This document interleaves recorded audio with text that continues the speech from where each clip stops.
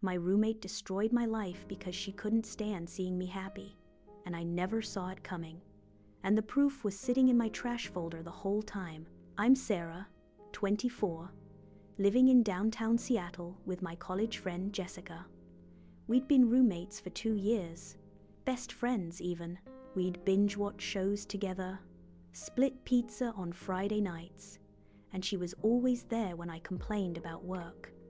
Looking back, the perfect part was the warning sign. 6 months ago, I met Daniel at a rooftop party. He was charming, funny, worked as a software engineer at Amazon. Within a month, we were dating. I was walking on air. Jessica seemed happy for me too. She'd ask about our dates, smile when Daniel picked me up, even helped me choose outfits. "You two are so cute together," she'd say.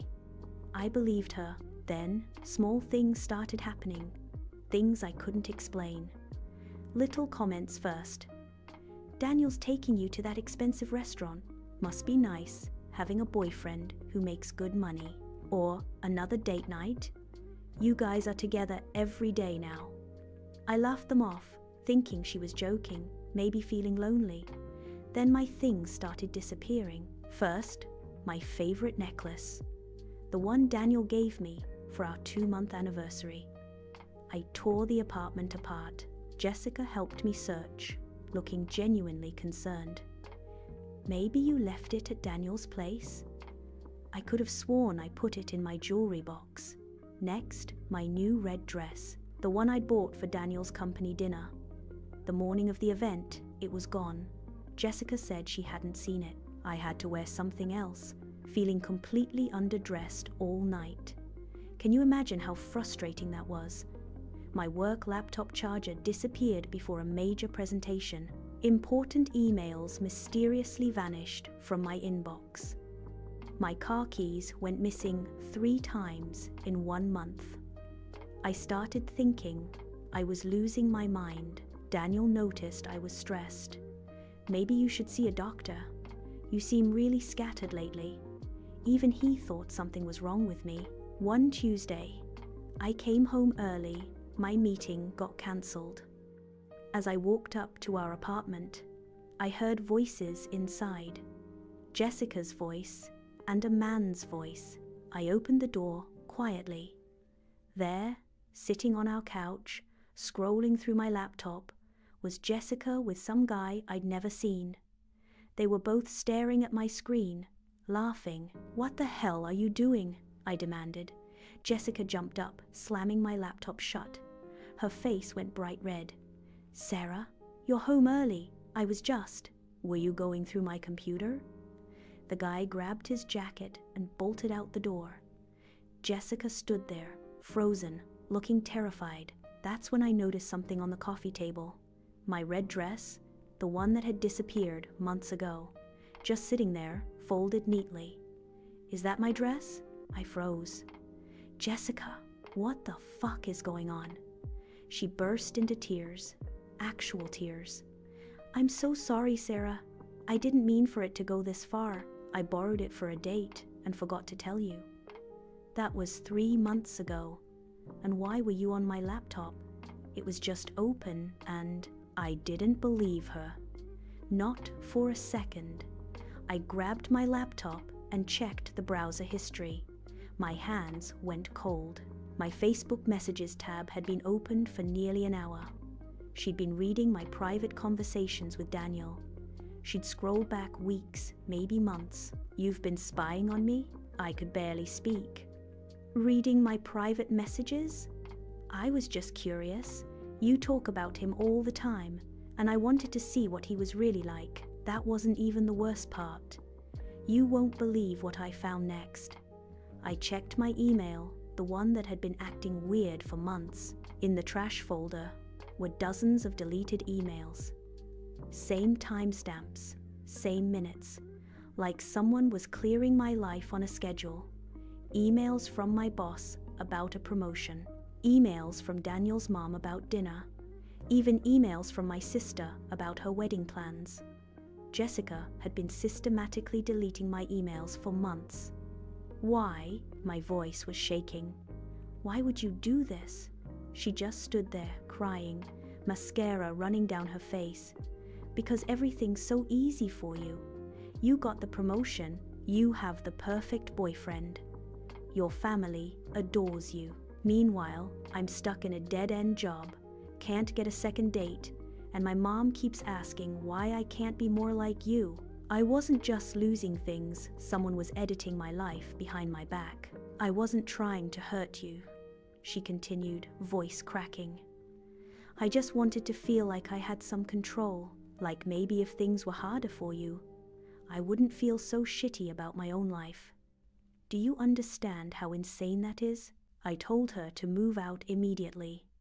That same night, I texted our landlord and started packing her stuff.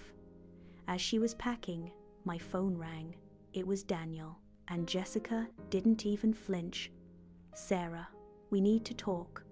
His voice sounded cold, distant. Daniel, what's wrong? Did you say those things about me? No. Jessica sent me screenshots.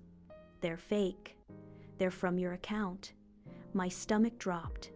That's when I realized Jessica had been logged into my Facebook on my laptop. She'd been sending fake messages, creating entire conversations, making it look like I was trashing Daniel behind his back. She had access to my laptop. That sounds paranoid. She told you I'd say that. She'd spent months making me look forgetful and scattered, so when I confronted her, I'd look crazy. Come over, please. Let me explain face to face. We need space. This is all a lot. He hung up.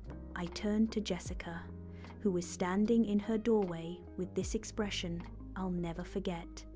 Not guilt, not sadness, satisfaction.